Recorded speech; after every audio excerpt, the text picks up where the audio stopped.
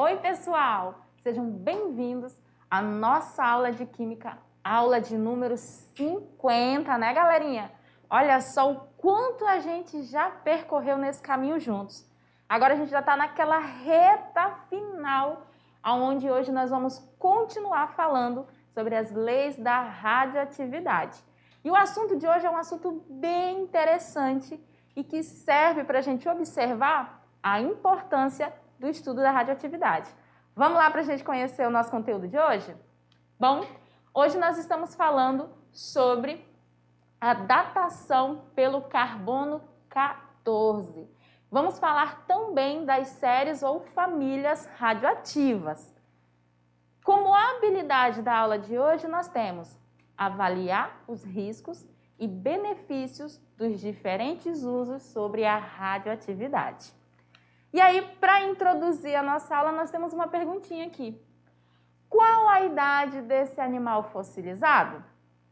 Como que funciona isso, né, gente? Vocês já pararam para pensar? E eu creio que muitos já até questionaram como que os cientistas sabem que tal animal viveu há não sei quantos anos atrás sobre a face da Terra.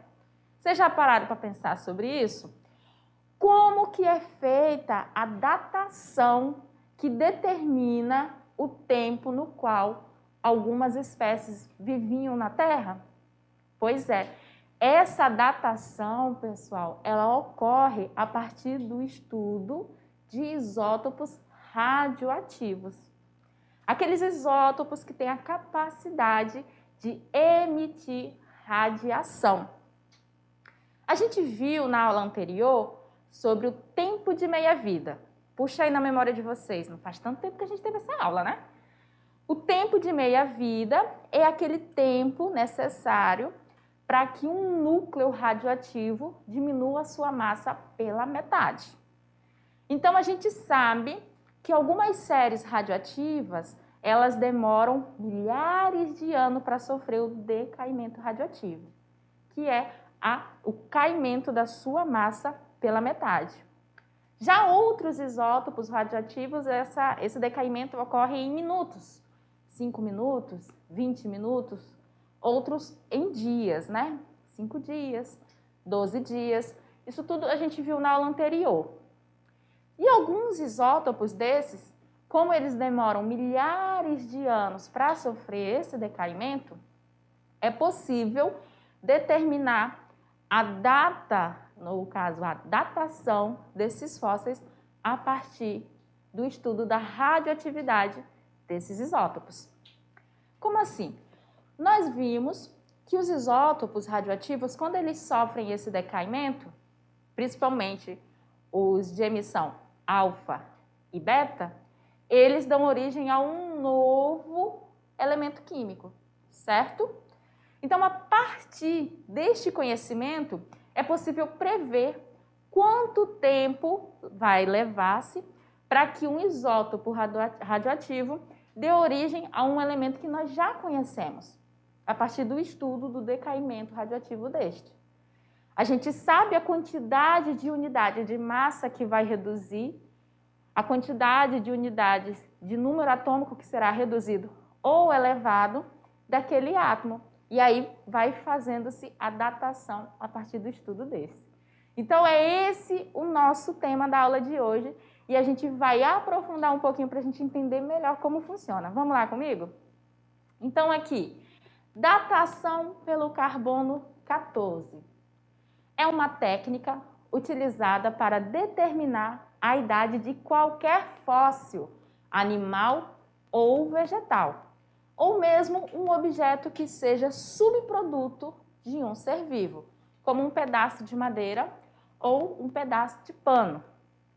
Então, essa técnica, ela é utilizada para determinar as datações de espécies primitivas que viveram sobre a face da Terra, assim como também, a partir do uso do carbono 14, a gente consegue determinar a datação de pedaços de madeiras ou alguns utensílios que sejam subproduto de um ser vivo.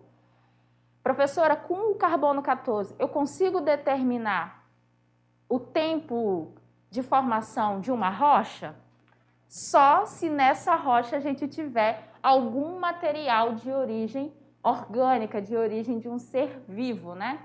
Senão, a gente não consegue determinar a datação dessa rocha utilizando o carbono 14.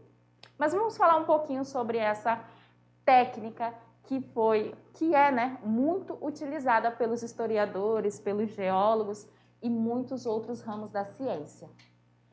Essa técnica ela foi descoberta por Willard, né, Libby, lá na década de 1940.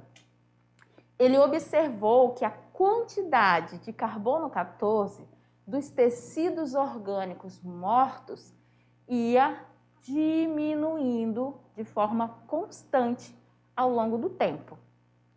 Então, o que nós temos que entender? Primeiro, a gente vai tentar entender durante essa aula quem é esse carbono 14. Como que ele é formado, por que ele é radioativo. E aí a gente tem que observar, que a gente vai ver aqui ainda nessa aula, que todo ser vivo ele tem na sua constituição a presença desse carbono. O carbono 14, ele é um isótopo, tá?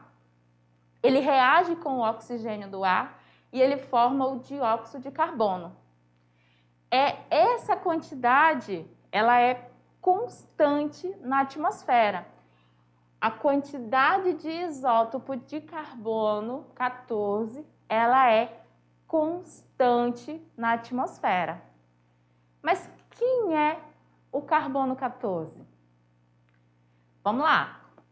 É um isótopo radioativo do átomo de carbono, de número de massa igual a 14, que é assimilado por todos os organismos vegetais e animais.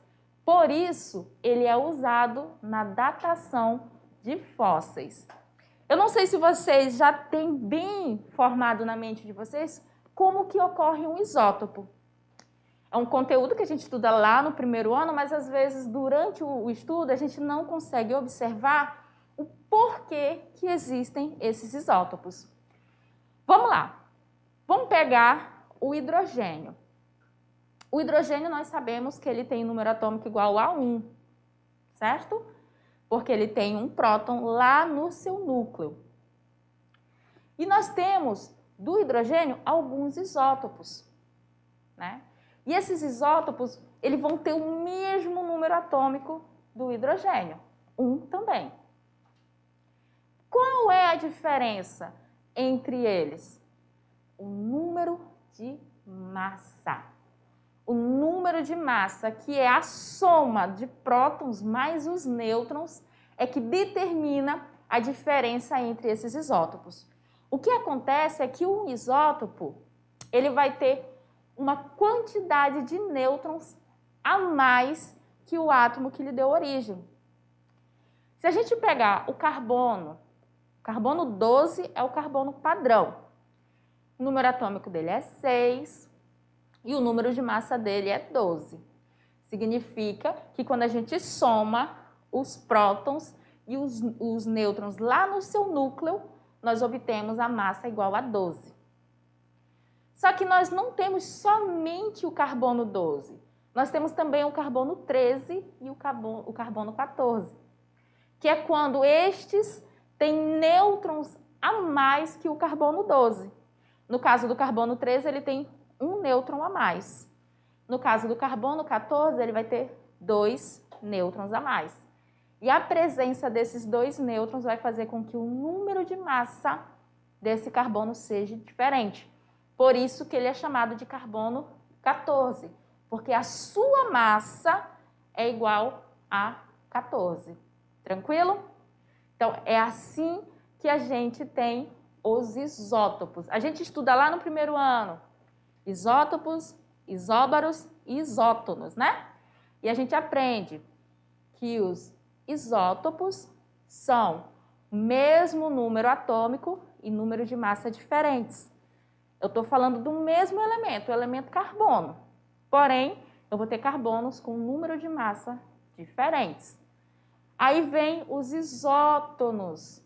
Isótonos, eles vão ter um número atômico diferente, número de massa diferente e vão ter a mesma quantidade de nêutrons, né? O número de nêutrons.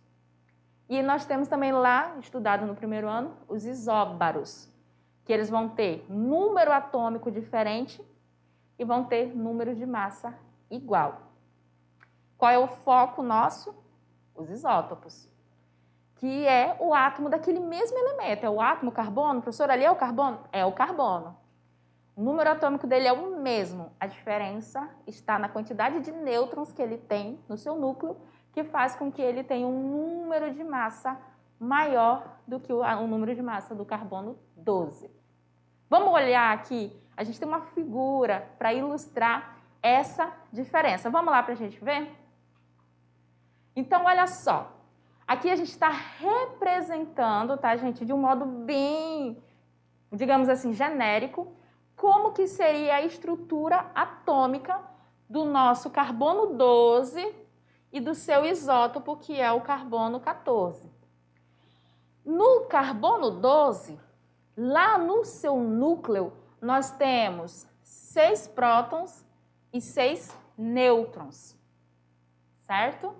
E aí, nós temos na eletrosfera dele 6 elétrons. Quando a gente vai somar prótons e nêutrons, nós temos 12 partículas lá no núcleo desse átomo. Então, ele é o carbono 12. Está representando a massa. Esse 12 aqui representa a massa dele. Quando a gente vai olhar o isótopo do carbono 12, que é o carbono 14, olha o que acontece. Ele continua tendo 6 prótons, ou seja, o número atômico dele é o mesmo, só que quando a gente vai contar a quantidade de nêutrons que existem no seu núcleo, ele não tem 6, ele tem 8. Quando a gente soma, nós temos um total de 14 partículas no núcleo desse átomo. Por isso, a sua massa é igual a 14, então ele é dito como carbono 14. Ele é um isótopo do carbono 12. Tem o mesmo número atômico, porém apresenta um número de massa diferente. Aqui nós temos o esqueleto que foi encontrado nos sítios arqueológicos, né, do Parque Nacional da Serra da Capivara, lá no estado do Piauí. Ele foi datado em 11 mil anos, utilizando o método do carbono 14. Então, utilizando esse método de datação através do isótopo carbono 14, determinou-se que a idade desse fóssil aqui é de 11 mil anos. Professora, mas como que sabe que aqui, como é que o carbono 14 vai determinar a data desse fóssil? Aonde que o carbono 14 se enquadra nesse método? Bom, lembra que a gente falou agorinha que a quantidade de carbono no ar atmosférico ela permanece constante? Pois é. O carbono 14 ele forma-se naturalmente no ar atmosférico, quando nêutrons dos raios cósmicos colidem com um núcleo de nitrogênio. Então, a gente tem ali o nitrogênio, olha só aqui, e quando eu tenho lá a colisão de um nêutron com esse nitrogênio, nós temos a liberação de uma partícula aqui, de um próton, e o nosso nitrogênio aqui, ele é convertido em carbono 14, tá? Esse carbono 14, ele vai reagir com o oxigênio do ar e forma o gás carbônico, que é um gás radioativo. Então, nós temos aqui, ó, o carbono 14, o isótopo, né? Reagindo com o oxigênio, dando origem ao dióxido de carbono, que é radioativo, tá? Esse dióxido de carbono aqui, ele é radioativo. O que acontece? Esse dióxido de carbono, ele é absorvido pelos vegetais por meio da fotossíntese e pelos animais por meio da alimentação. Então, significa o quê? Que as plantas, quando elas absorvem esse dióxido de carbono aqui, elas estão absorvendo, ó, o nosso carbono 14, esse isótopo radioativo. Então, tem isótopo carbono 14 nos vegetais, certo? Porque absorve da atmosfera. Só que aí o que acontece? Esses vegetais, essas plantas de um modo geral, elas vão servir de alimento para os animais. E aí, se ela serve de alimento para esses animais e ele está ingerindo esses vegetais, ele está ingerindo quem junto? O isótopo de carbono, lá o isótopo carbono 14. Então, eu vou ter carbono 14 na atmosfera, vou ter ele nos vegetais, através da fotossíntese, e eu vou ter ele nos animais, porque eles se alimentaram desses vegetais. Quando os organismos, esses seres todos, morrem, termina-se a troca de CO2 com a atmosfera. E devido a isso, esta concentração de carbono 14 presente no organismo passa a decair pela desintegração radioativa. Enquanto que a quantidade de carbono 12 passa a se manter praticamente constante. O que nós temos aqui? Nós podemos dizer que nós temos um ciclo do carbono 14. Ele está na atmosfera, né? Nós temos uma alta concentração de nitrogênio na atmosfera. Esse nitrogênio, quando ele é atingido por raios cósmicos que vêm do espaço, né? Esses nitrogênios, eles são convertidos em carbono 14. Por quê? Porque eles recebem uma carga de nêutron. Quando eles recebem essa carga de nêutrons, ele dá origem ao carbono 14. Quando a gente fala que a quantidade de carbono 14 na atmosfera ela é constante, é porque ele está sempre se renovando. O nitrogênio está sempre se transformando em carbono 14. As plantas, nelas, enquanto elas estão vivas, a quantidade de carbono 14 no seu sistema também é constante. Aí você fala, mas professora, por que constante? Porque à medida que ela vai fazendo a fotossíntese, ela vai renovando a quantidade de isótopo de carbono 14. Ela vai reabsorvendo. E os animais, neles, fica constante? Também. Porque à medida que ele vai se alimentando desses vegetais, a quantidade de isótopo de carbono 14 no seu organismo também permanece constante. Quando é que isso acaba? Quando esses seres morrem. Tanto as plantas quanto os animais, quando eles morrem, eles param de fazer parte desse ciclo do carbono 14. Por quê? Porque essa fonte de carbono ela não passa mais a se renovar. E aí a quantidade desse isótopo no organismo desses seres, ela passa a sofrer decaimento radioativo e passa a diminuir. A partir do momento que ele morre. Então, por isso, é possível fazer a datação da vida deste animal, desse vegetal, a partir do isótopo 14. Morreu? Parou de renovar o isótopo de carbono 14 e aí ele passa a sofrer um decaimento radioativo. A partir da quantidade de radiação que esse isótopo ainda está emitindo, é possível determinar há quanto tempo aquele fóssil morreu, conhecendo a quantidade de radioatividade desse isótopo. Ah, professor, e o carbono 12? O carbono 12, ele permanece basicamente constante no organismo desses seres vivos aí, mesmo após sua morte. somente o carbono 14 que sofre esse decaimento. Tranquilo? Então vamos continuar lá na nossa aula para a gente ver um pouco mais sobre esse conteúdo. Bom, o carbono 14 é radioativo e ele tem meia-vida de cerca de 5.730 anos. Isso significa que a primeira meia-vida de um isótopo de carbono 14, ela vai acontecer após 5.730 anos. Isso após a morte daquele ser, daquele organismo, tá, pessoal?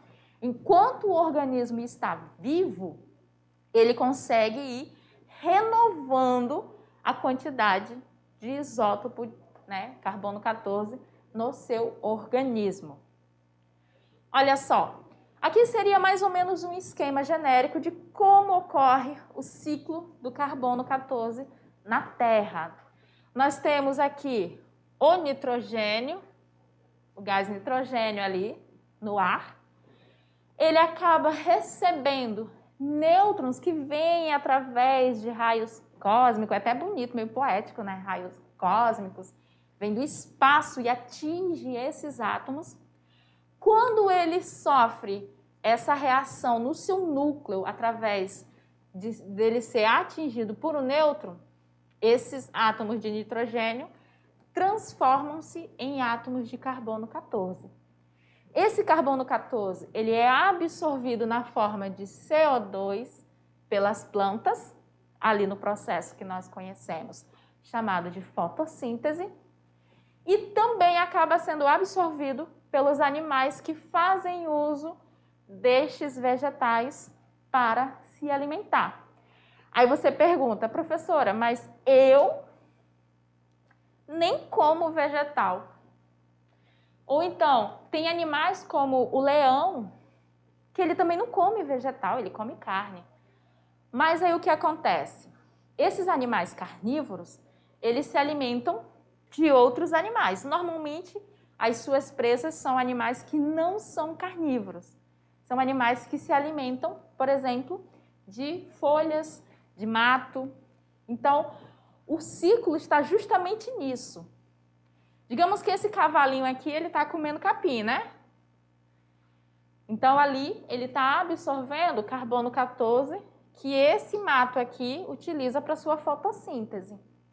Se um leão, um tigre, seja qual animal for, ataca esse cavalo, ele vai se alimentar do cavalinho, né? E ele vai absorver o carbono 14 através do organismo do cavalo. Então, é um ciclo que toda a nossa cadeia alimentar participa, direto ou indiretamente, os seres vivos acabam ingerindo o carbono 14 através da nossa cadeia alimentar. Por mais que a gente pense, mas professora, eu quase não como vegetal, mas você se alimenta de outros animais, quem, né, gosta aí de um churrasco, acaba se alimentando de um animal que se alimenta de outra pastagem, de folhas, que tudo ali contém o dióxido de carbono. E aí a gente tem o ciclo do carbono que só cessa quando esses seres morrem. Aí ele para de renovar o carbono no seu organismo e esse carbono passa a sofrer o decaimento radioativo. Aqui nós teríamos um gráficozinho mostrando o teor de carbono 14. Aqui, ó, no dia da morte, um ser vivo apresenta 10 partes por bilhão de carbono 14, no dia da sua morte. Até aqui, o ciclo do carbono ali, ó, ele está em alta. Morreu, aí nós temos o dia da morte. O que vai acontecer? Depois desse ser ter morrido, com o passar dos anos, os restos antigos desse ser vivo ficam mais pobres em carbono 14, devido ao decaimento radioativo deste. Quando se passam 5.730 anos, nós temos a primeira meia-vida do isótopo de carbono 14, o primeiro decaimento desse carbono. E aí a sua massa passa a ser reduzida pela metade. E aí, após mais 5.730 anos, vamos ter uma outra meia-vida e essa massa será reduzida novamente pela metade. Até que esse carbono dê origem a um átomo não radioativo. Aí, nós deixamos de ter a emissão de radiação através do núcleo desse átomo. Aqui a gente tem um esquema de degradação do carbono 14 em nitrogênio ao longo do tempo. Então, quando, digamos que o animal lá, o ser vivo, faleceu, ali nós temos carbono 14 apenas. Após 5.730 anos, essa massa do carbono 14 ela cai pela metade. Então, metade é carbono 14 e a outra metade é nitrogênio. Quando se passam 11.460 anos, ou seja, a segunda meia-vida desse carbono, a massa dele aqui, ó, essa massa aqui inicial, ela vai diminuir pela metade de novo. Então, ó, a gente vai ter só isso aqui de carbono 14, certo? Após 17.190 anos, essa massa aqui que a gente tinha, ela vai pela metade de novo. Então, a gente passa a ter só isso aqui de isótopo de carbono 14. Isso após mais de 17.000 anos. E assim são feitas as datações a partir da quantidade que nós temos desse isótopo presente ali nos restos mortais de vegetais e também de alguns animais. A quantidade de carbono 14 nos tecidos vegetais e animais vivos é praticamente constante, pois, ao mesmo tempo que o carbono é absorvido pela alimentação, ele também decai por emissão de partícula beta. Só que como ele vai lá e se alimenta de novo, digamos assim, ele permanece basicamente constante no organismo. O carbono vai sofrendo decaimento, mas o organismo vai absorvendo novas fontes de carbono. Aqui a gente tem um exemplo, ó. Digamos que um fóssil de um animal seja encontrado. E após análise, descobre-se que ele apresenta um teor de carbono 14 igual a 1,25 parte por bilhão. Então, ele possui 12,5% do teor de carbono encontrados nos seres que estão vivos. Isso a gente tem aqui, ó. Deixa eu voltar aqui no gráfico, ó. No dia da morte, ou seja, ele tem 10 partes por bilhão. Enquanto nós estamos vivos, seria essa a nossa porcentagem. Aí esse fóssil em particular, quando ele foi encontrado, observou que o teor de carbono 14 que ele tinha era de 1,25 partes por milhão. Colocando em porcentagem, pode-se dizer que ele tem 12,5 do teor de carbono encontrado nos seres que ainda estão vivos. Se a gente for analisar, uma meia-vida do carbono 14 é 5.730 anos. Então, 100% desse carbono 14, ele não teria se passado nenhuma meia-vida, certo?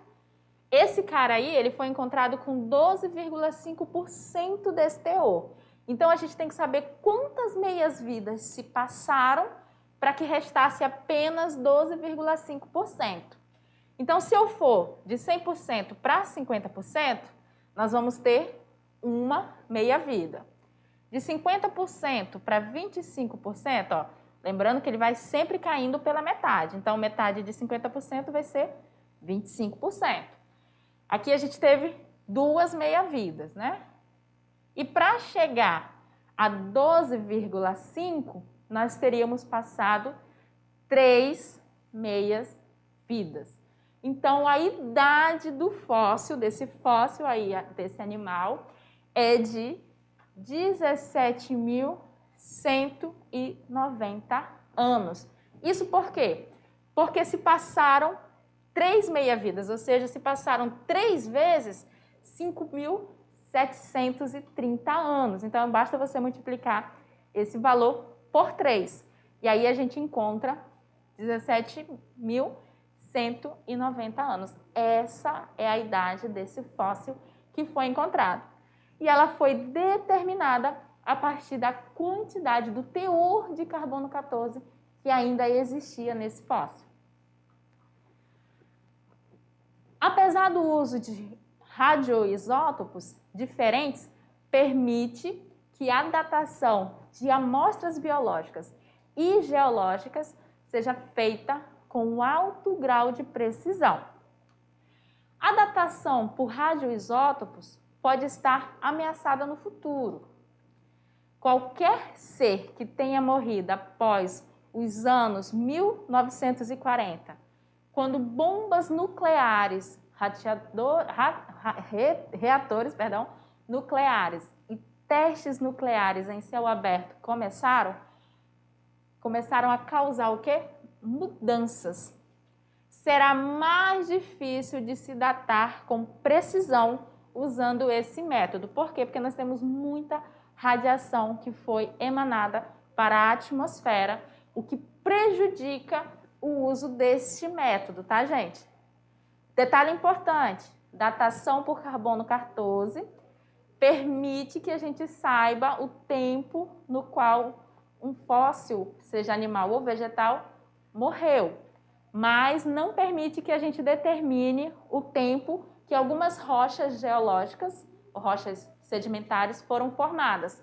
Aí, para determinar essas datações, a gente usa outros isótopos radioativos, como, por exemplo, do urânio. E a gente não determina o tempo, por exemplo, de existência da Terra pelas rochas que aqui estão, que foram formadas na Terra. Nós determinamos pelo tempo que alguns meteoritos atingiram a superfície terrestre. Então, esses meteoritos é que são estudados e a partir do tempo que eles fazem parte da nossa crosta terrestre é determinado como, por exemplo, a idade da Terra. Que hoje nós sabemos que a Terra tem cerca de 4,5 bilhões de anos, né? Mas essa datação não é feita pelo carbono 14, e sim por isótopos como o do urânio. E vamos aprender fazendo, né? Vamos pegar aqui esse exemplo que fala o seguinte: um fóssil humano encontrado nos sambaquis brasileiros foi datado em aproximadamente 4.000 anos, através do processo de datação pelo carbono 14. Utilizando o gráfico de decaimento desse isótopo, mostrado abaixo, assinale a alternativa que estima o teor aproximado de carbono 14 que esse fóssil deve ter apresentado. Então, nós temos aqui o teor em parte por bilhão do isótopo de carbono. Quando ele estava vivo, esse teor é de 10 partes por bilhão, lembra? E aí a gente vê os decaimentos. E aqui nós temos o tempo em anos, né? Em anos, ele está dizendo aqui, ó, 4.000 anos. Então, 4.000 anos estaria aqui. Qual é esse teor aqui de carbono 14? Aí a gente tem 7 partes por bilhão, 5 partes por bilhão, 3,5 partes por bilhão, 2,5 partes por bilhão ou 1,625 partes por bilhão. Nesse caso aqui, gente, vai ser 7 partes por bilhão. Por quê? Até mesmo no gráfico a gente consegue visualizar, ó. Quando se marca aqui, ó, 4.000 anos, nós estamos com um teor de carbono igual a 7, certo? Ou você pode vir aqui e fazer para o regra de 3.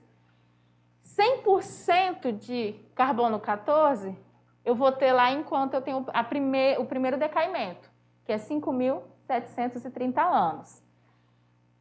Ao se passar 4.000 anos, qual vai ser o teor que eu vou ter desse isótopo? Aí multiplica cruzado, certo? Que vai me dar 70%. Se eu sei que 100% equivale a 10 partes por bilhão, 70% vai equivaler a Y. Multiplicando o cruzado aqui, nós vamos ter que é 7 partes por bilhão. E para a gente não deixar de fora, nós temos o estudo das séries ou famílias radioativas, que é um conjunto de átomos que estão relacionados por sucessivos decaimentos. Todos os isótopos radioativos naturais foram originados de um dos 3 isótopos radioativos, que é o tório-232, o urânio-238 e o urânio-235. Esses aqui, ó, quando eles sofrem decaimento, eles vão dar origem a uma série de átomos que são chamados de séries ou famílias radioativas. Cada um desses elementos decai por emissão de partícula alfa, dando origem a um segundo elemento, que também irá decair por emissão de partícula alfa ou partícula beta. Que aí, no caso, quando esse segundo elemento sofrer esse decaimento, ele vai produzir um terceiro elemento e assim esse terceiro, quando sofrer outro decaimento, vai produzir um quarto, até que o último elemento produzido em cada série seja um isótopo estável de chumbo. Os elementos de cada série encontram-se em equilíbrio radioativo uns com os outros na natureza. Ele é chamado de equilíbrio secular. Então, nós vamos ter aí o tório-232, ele tem cerca de 10 elevado a menos 3% em massa. O urânio-238, 3 vezes 10 elevado a menos 4% em massa. E o urânio-235, ele é o que vai ter o menor teor, né? Ele vai ser 2,13 vezes 10 elevado a menos 6 em massa. O que seria a série radioativa? Seria mais ou menos algo assim, ó. Aqui nós temos a série do urânio e do polônio. Todos eles vão lá terminar no chumbo 214. Então, aqui a gente tem o urânio, que ao sofrer o decaimento, ele vai dar origem ao tório, e aí ele vai sofrer outro decaimento, vai dar origem ao protaquitino, que ao sofrer decaimento, ele vai dar origem ao outro urânio, 234 nesse caso. Lembrando que esse aqui é o urânio 238. Se você for olhar, o urânio 238 ele sofre decaimento por emissão de partículas alfas. O tório ele emite partícula beta, assim como o protaquitino também sofre emissão de partícula beta. Eles vão sofrendo esse decaimento. À medida que o número atômico vai mudando, a gente vai ter a formação de vários outros elementos. Ó, o urânio 234 ele dá origem ao tório 230.